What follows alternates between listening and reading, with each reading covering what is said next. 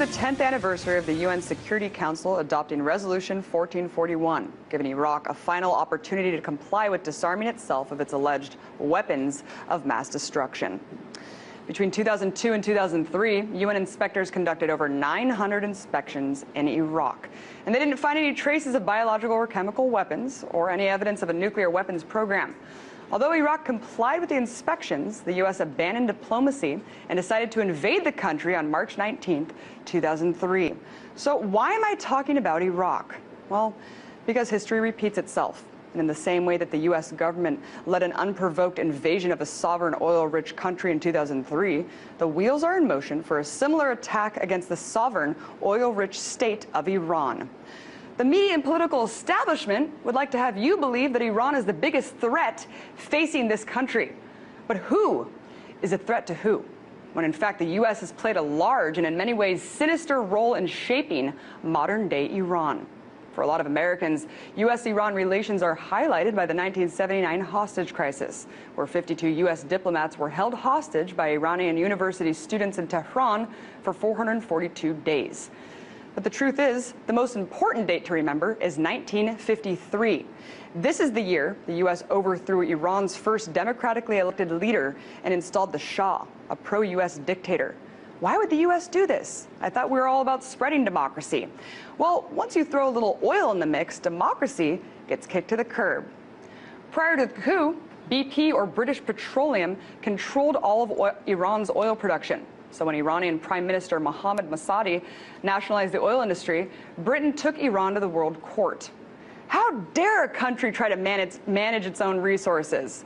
Well, when Britain lost the claim, they turned to President Eisenhower, and under the pretense of Iran being a communist threat, they urged the U.S. to intervene. The newly formed CIA staged Operation Ajax, a coup to overthrow the democratically elected government of Iran. And after that, Iranian oil was once again flowing under the control of Britain, the U.S., the Netherlands, and France.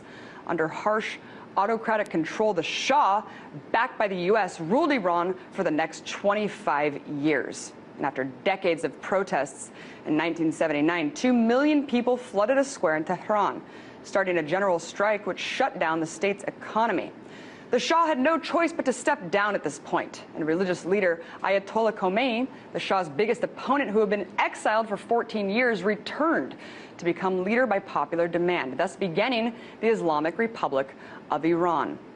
Less than a year later, Saddam Hussein invaded Iran to gain access to Iran's oil and trade routes in the Gulf.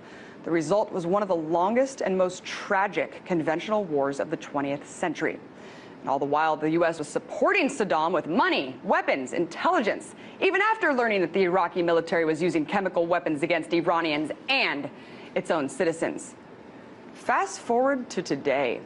Iran is completely isolated and being closed in by the U.S. military. Take a look at this map. The country is completely surrounded by U.S. bases. Its economy is in shambles because of crippling U.S. sanctions. And just over the last year, the U.S. has sponsored assassinations of Iranian nuclear scientists, engaged in cyber warfare against their infrastructure, sent drones to spy on the country, and these are just the things that we know about. So, I'll ask again, just who is threatening who? I want you to picture this scenario.